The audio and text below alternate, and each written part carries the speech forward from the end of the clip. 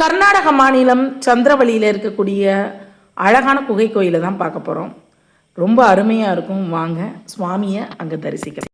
இங்கே பாருங்கள், இது ஒரு குட்டி குகை. குகைக்குள்ளே எப்படி சுவாமி இருக்காருன்னு பாருங்கள். இங்கே முனிவர்கள் தவம் செய்து இறைவனை வணங்கினாங்களாம்.